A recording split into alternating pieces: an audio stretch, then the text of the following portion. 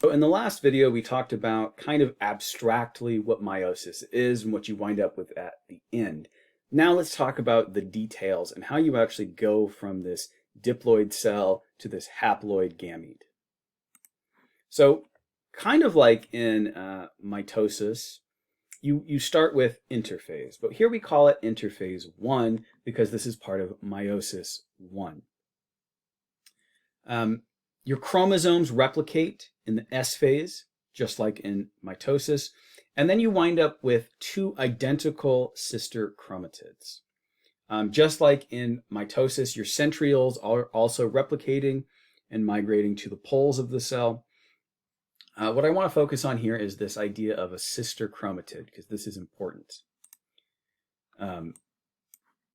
Each of your chromosomes is going to replicate and give you one of these X-looking things. Okay, each of these is called a sister chromatid. In interphase 1, you can still see the nucleus, you can still see the nucleolus. Your chromosomes have not yet condensed. So this is what a cell looks like generally in interphase 1. So talking about the first part of meiosis, meiosis 1, there are 4 phases to it. These might look somewhat familiar to you. Prophase 1, metaphase 1, anaphase 1, telophase 1. Kind of like mitosis, but these are going to be slightly different, so be careful here. These are not the same as in mitosis. So let's start with prophase 1. In prophase 1, your chromosomes condense, but your homologous chromosomes come together. This is different than in prophase of mitosis. Okay, so remember, each of these is a chromatid, but you have those homologous chromosomes that are similar, and we're going to talk about that in just a second. But your two homologous chromosomes, let's say we're talking about chromosome 15, those two homologous chromosomes are going to come and line up with one another. They're going to get together and form what's called a tetrad. So just a quick refresher on this. Homologs or homologous chromosomes contain similar genes in similar places. So for instance, maybe here's your dad's gene for blue eyes, and here's your mom's gene for brown eyes, and here's your dad's gene for black hair, and here's your mom's gene for brown hair, whatever the case may be. These two are homologous chromosomes. This red one and this red one are exact copies of one another. So that's an important distinction to understand. These two, red and yellow, are homologs, whereas this red one and this red one are sister chromatids. They're exact replicas of one another. So in prophase 1, what's going to happen is your chromatids, or your two homologous chromosomes, are going to line up next to one another, forming what's called a tetrad. Okay, don't worry about this term chiasmata.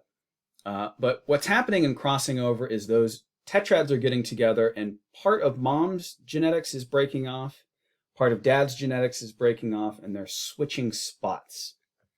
Okay, this is what's referred to as genetic recombination.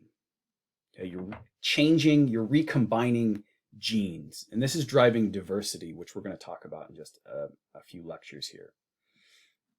So your non-sister chromatids, or your homologous chromosomes, they get together, and part of these genes break off, part of these chromosomes break off, and they switch places, which is kind of wild. If you think about it, this is the most like intimate two human beings can be, and it's happening inside of your body, which is kind of creepy, I guess. But these two homologous chromosomes get together, form a tetrad, and sometimes these genes break off, sometimes these chromosomes break off and switch places with one another, which gives you sort of a brand new kind of individual. So this chromosome here, now you've got mom's gene for black hair here, but you also, you have dad's gene for brown hair here, and so you're increasing the diversity of an individual. So there it is. your two homologous chromosomes get together, and some of the genes get mixed up. Crossing over takes place. So crossing over takes place, by the way, in prophase 1.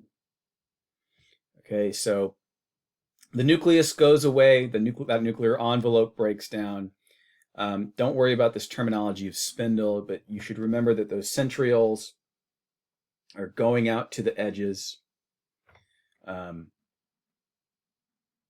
Those homologous chromosomes are getting together, which is called synapsis. Don't worry about the terminology of synapsis, but you should know what a tetrad is, those sets of homologous chromosomes that have replicated, and you should know what crossing over is. So in the next lecture, we'll talk about the next few stages of meiosis 1.